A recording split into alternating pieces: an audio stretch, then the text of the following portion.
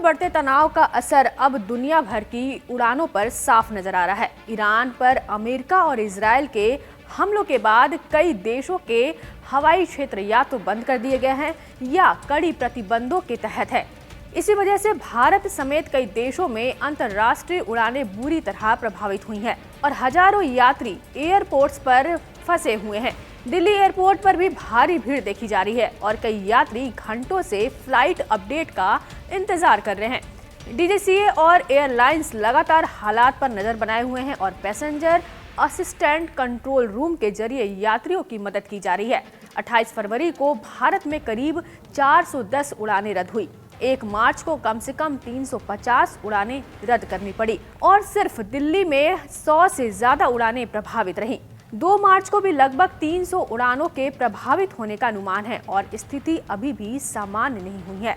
भारत से यूरोप जाने वाले सबसे व्यस्त रूट जैसे London, Frankfurt, Zurich, Copenhagen, Paris, Vienna, Milan, Amsterdam और मैनचेस्टर पर सबसे ज्यादा असर देखने को मिल रहा है। कई उड़ानों को लंबे वैकल्पिक रास्तों से भेजा जा रहा है, जिससे यात्रा समय 2 से 4 घंटे बढ़ रहा है और कुछ फ्लाइट्स को रोम या अन्य शहरों में टेक्निकल स्टॉप भी लेना पड़ रहा है। अब एयरलाइंस की बात करें तो कतर एयरवेज ने 2 मार्च तक सभी उड़ानें निलंबित कर दी है और नए अपडेट का इंतजार है। एतिहाद एयरवेज ने भी अबू धाबी से आने जाने वाले सभी उड़ानें 2 मार्च तक रोक दी है। एमिरेट्स ने दुबई रूट को अस्थायी रूप से बंद रखते हुए 2 मार्च दोपहर 3 बजे तक रोक बढ़ा दी है।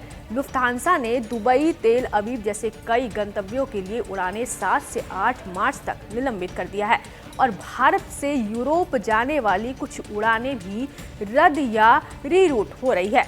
ब्रिटिश एयरवेज के तेल अवीव और बहरीन के रूट 4 मार्च तक बंद है और भारत से लंदन जाने वाली उड़ानों में देरी और रूट बदलाव की संभावना बनी हुई है। वर्जिन अंटार्कटिका ने दुबई और रियाद के लिए उड़ानें रोक दी है और भारत सहित कई रूट्स पर उड़ान अवधि काफी बढ़ गई है। एयर फ्रांस, KLM, स्विस, फिनेयर और स्कैंडिनेवियन एयरलाइंस जैसी अन्य यूरोपीय एयरलाइंस ने भी प्रभावित क्षेत्रों के लिए उड़ानें रद्द की है या बड़े बदलाव किए हैं। मध्य पूर्व में Iran, Iraq, Kuwait, Bahrain, Qatar, UAE और इजराइल के हवाई क्षेत्र बंद या सीमित होने की वजह से दुनिया भर में 1600 से ज्यादा उड़ानें प्रभावित हुई हैं। भारतीय एयरलाइंस जैसे एयर इंडिया और इंडिगो ने भी मिडिल ईस्ट के लिए उड़ानें 2 मार्च रात तक निलंबित कर रखी है। एयर इंडिया ने कुछ यूरोपीय उड़ानें रद्द की हैं, लेकिन अमेरिका और कई यूरोपीय रूट वैकल्पिक रास्तों से अभी भी संचालित किए जा रहे हैं। यात्रियों से अपील है कि एयरपोर्ट जाने से पहले अपनी फ्लाइट स्टेटस को एयरलाइन की वेबसाइट या ऐप पर जरूर चेक करें। जरूरत पड़े तो रीबुकिंग या रिफंड के लिए एयरलाइन से संपर्क करें। हालात लगातार बदल रहे हैं, इसलिए रियल टाइम अपडेट लेना बहुत जरूरी है। जब तक स्थिति सामान्य ना हो जाए, अनावश्यक अंतर्राष्ट्रीय यात्रा से बचें। असुविधा के लिए खेद है और उम्मीद है कि आने वाले दिनों में हालात जल्द सुधरेंगे।